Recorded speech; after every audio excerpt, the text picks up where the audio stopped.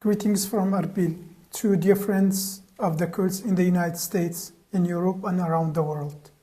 Today, the Kurds are coming under immense aggression by the jihadist groups mixed up in the Syrian army and backed up by Turkey and promoted by some Arab Gulf media outlets.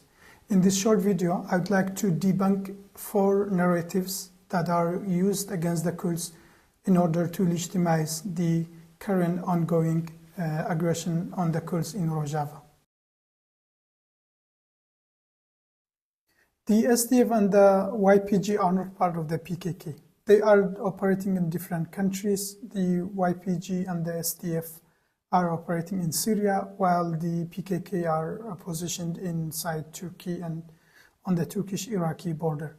Their priority is quite different. The SDF is working for more inclusive Syria, while the PKK is engaged in both armed conflict, but also political movement with the Turkey and working to get the rights and the recognition for the Kurdish rights in Turkey.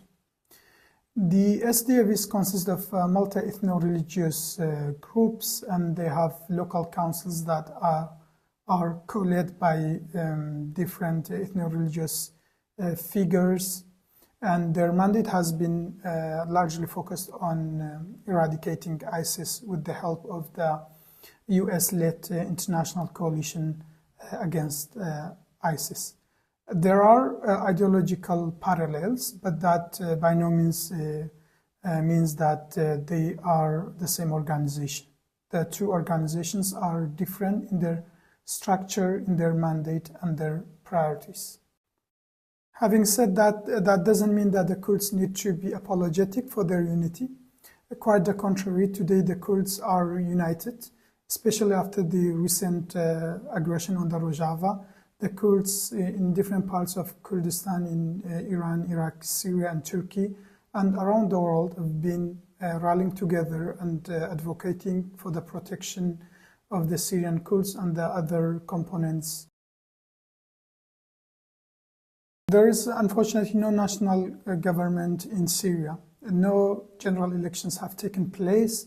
No inclusive dialogues have taken place as well. There has been some cherry-picked representatives who've engaged in some discussion in Damascus, but not on scale at all.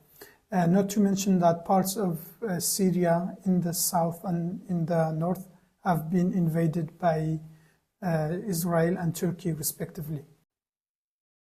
If the SDF to be considered as the de facto authorities in Rojava, actually the Syrian government should be also considered as de facto government for the lack of elections, for the lack of national dialogue. The international recognition is important, but so as well the national consensus and acceptance by the population in Syria. The issuance of the recent presidential decree to recognize some of the linguistic and the cultural rights of the Kurds could be considered as an important milestone. However, that's not up to the ambition of the Kurds, who are aiming for constitutional recognition in the new Syria.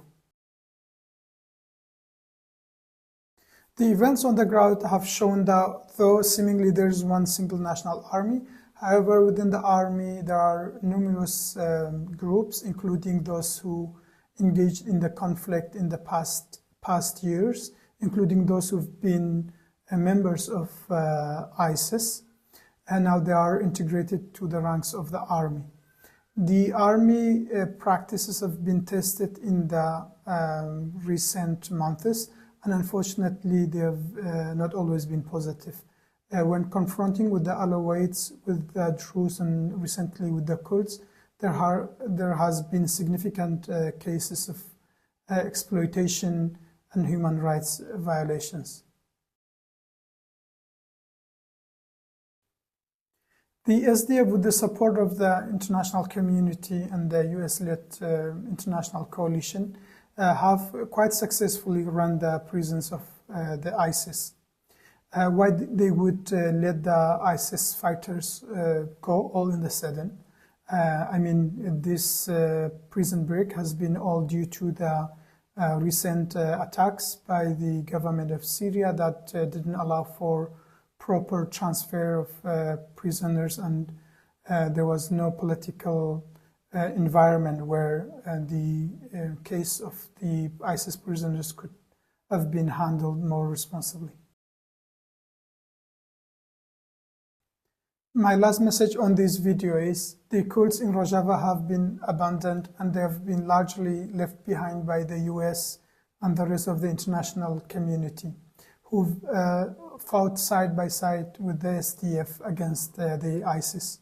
The Kurdish forces in Rojava have sacrificed more than 13,000 lives of the men and women in the fight against ISIS. This is not fair, and this is not in the best interest of the Middle East, nor in the best interest of the West and the world. Please take action. My only request is please reach out to your elected officials, to your leaders, and advocate for the rights of the Kurds in the Rojava at this difficult time. Thank you.